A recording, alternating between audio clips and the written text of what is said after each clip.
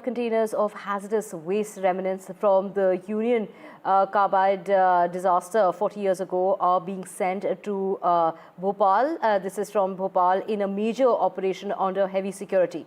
The toxic waste is being transported through a 250-kilometer long green corridor accompanied by ambulances, police vehicles and fire brigades. 50 police personnel from Bhopal are escorting the containers. The police commissioner said that the waste is being moved in keeping with the highest safety standards.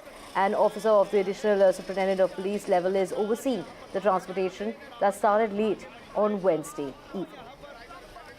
SOP तय की गई है इन औद्योगिक अपशिष्ट पदार्थों को नष्ट करने की, और इस पूरी प्रक्रिया में हम जानते हैं कि उच्चतम मापदंडों का पालन किया जा रहा है। उस प्रक्रिया में किसी भी तरह की कोई व्यवधान ना आए, इसको ध्यान में रखते हुए लगभग 50 के आसपास जवान भी लगाए गए हैं। आज का दिन जो है इस अंतिम अवशिष्ट पदार्थों को, अंतिम जो अवशेष हैं इस त्रासदी के, उसको नष्ट करने की दिशा में बड़ा ही महत्वपूर्ण दिन है।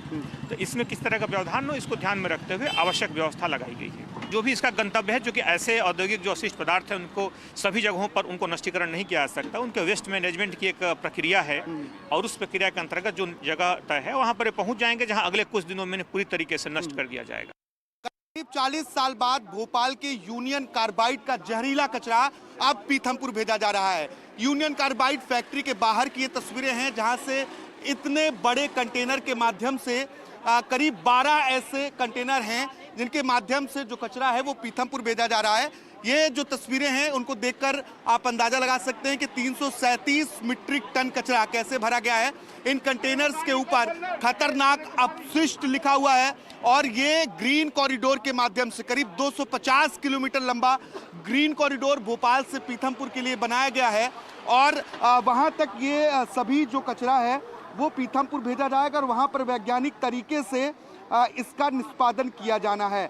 40 साल का इंतजार किया जा रहा था कि कब कचरा नष्ट हो और आखिरकार हाई कोर्ट के निर्देश के बाद 337 मीट्रिक टन खतरनाक टॉक्सिक कचरा अब इंदौर के लिए, माफ कीजिएगा, पीथमपुर के लिए भेजा जा रहा है और सेंट्रल पीसीबी के जो अफसर हैं वो इसके आगे हैं।